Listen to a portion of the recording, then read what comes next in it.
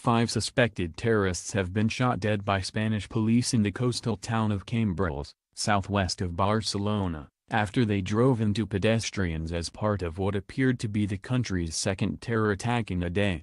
Some of the suspects, who were traveling in an Audi A3, wore what appeared to be explosive belts, later found to be fake. The attack came hours after a van mowed down shoppers and tourists in Barcelona's famous Las Ramblas district, killing 13 and wounding about 100. The attack in Cambrils, where 6 bystanders and a policeman were also wounded, ended a day of bloody violence along the Catalan coast, which the police said was the work of a terrorist cell determined to kill as many people as possible. Video footage from Cambrils, 75 miles, 120 kilometers, from Barcelona, showed 3 bodies on the ground in the town's port. The police urged residents to stay indoors and later carried out controlled blasts on suspected explosive devices, amid reports the suspects had been wearing suicide vests or belts. Part of the cell is thought to have blown itself up in the early hours of Thursday morning while trying to assemble a bomb in a house in another coastal town, Alcanar, 120 miles south along the coast from Barcelona. 1 person was killed and another wounded in an initial explosion that destroyed the house. Police and firefighters who came to the scene were wounded by a second blast. The Alcanar explosions were initially reported to have been caused by gas cylinders. The alleged link with a terrorist cell was revealed by the police only after the Barcelona attack. At 5 p.m. on Thursday, a white Fiat van veered off the road and into a crowd onto the pedestrian section of Las Ramblas, the popular and celebrated Barcelona thoroughfare. The van drove through groups of people, sending pedestrians and cyclists flying, and stopped over a mosaic by the artist Joan Miró. Of the 100 victims injured in the Barcelona attack, 15 were said to be in serious condition. The driver fled on foot and was pursued by police. Streets and parking garages were combed for other vans thought to have been rented by the suspected terror group. A second van, presumed to be a getaway vehicle, which had been hired at the same time as the Fiat from the Teleforgo rental company in Sabadell, near Barcelona, was found 50 miles away in Vic an hour and a half later.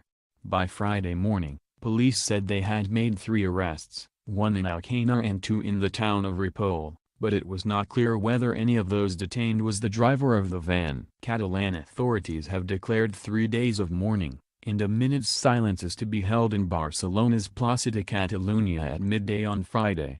According to Spain's El Mundo newspaper, post-mortem examinations have already been carried out on the bodies of the 13 people who died in Barcelona. DNA samples have been taken and dental examinations will follow. Islamic State claimed responsibility for the attack, boasting on a website, "Terror is filling the Crusaders' hearts in the land of Andalusia." The Spanish Prime Minister, Mariano Rajoy, said the whole country stood in solidarity with Barcelona, blaming jihadi terrorism. Javier Saragosa, the chief prosecutor of the Audiencia Nacional, which deals with terrorism cases, said the attackers did not appear to have previous links to jihadism. As far as we know, there was no previous investigation that might have identified them, he told the Cadena Ser radio station. Zero risk doesn't exist when it comes to these things. The anti-terror police services have done really good work for years and various attacks have been prevented. One of the arrested men was Driss Ukaber, a 28-year-old Moroccan initially named as a suspect. On Thursday evening,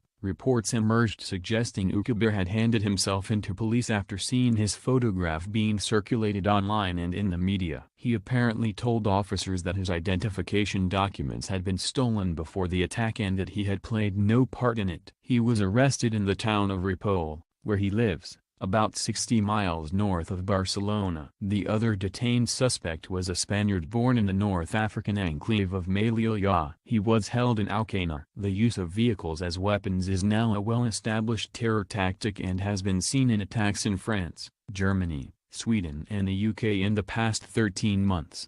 Rajoy, the Spanish Prime Minister, cancelled his holiday in Galicia, northwest Spain, to return to Madrid. The Catalan president, Carles Puigdemont, and the mayor of Barcelona, Ada Colau, also cut short their holidays to return to the city, as the regional government announced an emergency meeting.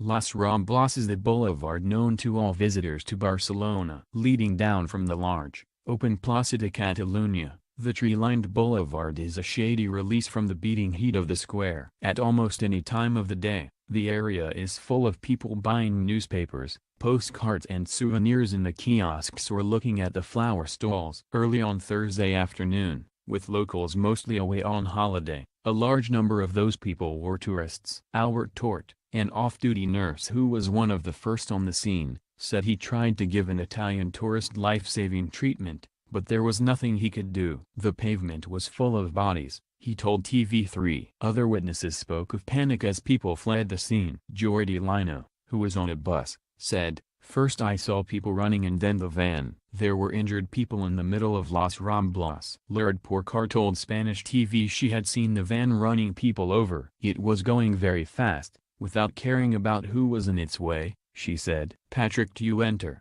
20, a law student from Nijmegen, the Netherlands, was on the first day of his holiday. He reported a scene of total chaos as he returned from the beach. "People were screaming. There were a lot of wounded people," he told The Guardian. At least 600 people were stuck inside restaurants in the area waiting for permission to leave, as police locked down the area and warned people to stay away.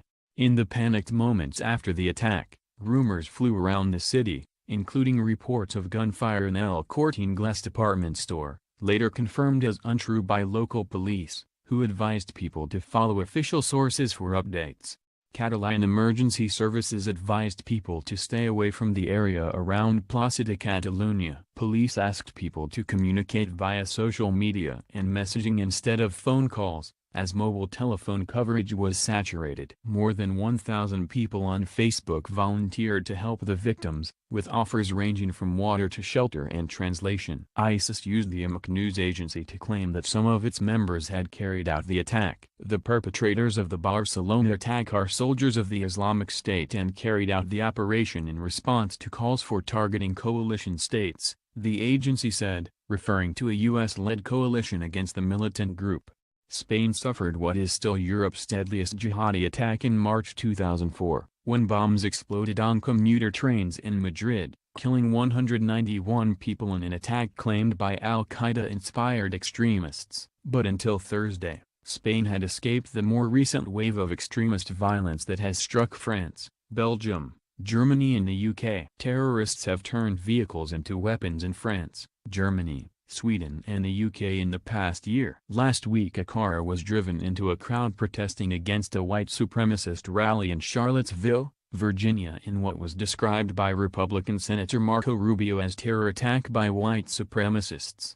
Last July, 86 people were killed in Nice when a 19-ton truck mowed down people on the beach promenade. A Christmas market in Berlin was the scene of a similar atrocity in December, when 12 people were killed by a truck packed with steel. In April, 5 people died after a lorry attack in a busy shopping area in central Stockholm. In June, a speeding van hit pedestrians on London Bridge before attackers launched a knife attack in cafes and restaurants at Borough Market. 8 people died in the attack, and at least 48 were wounded. ISIS claimed responsibility for the attacks in Nice, Berlin, and London Bridge. The Uzbek national suspected of the Swedish lorry attack had expressed sympathy for the group. According to Western intelligence officials, Islamist propaganda has switched its tactics, from calling on people to travel to Syria to join a self-declared caliphate, to urging them to carry out attacks in the countries where they live.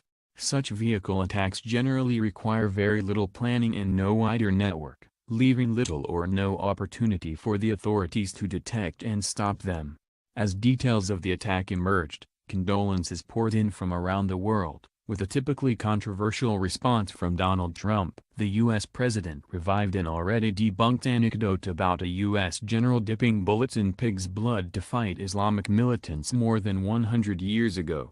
The British Prime Minister, Theresa May, said the UK stood with Spain against terror. Jean-Claude Juncker, the president of the European Commission, said, "I hold a special thought for the heroic people who responded by running towards danger to help others and to the security forces who are working to keep the population safe."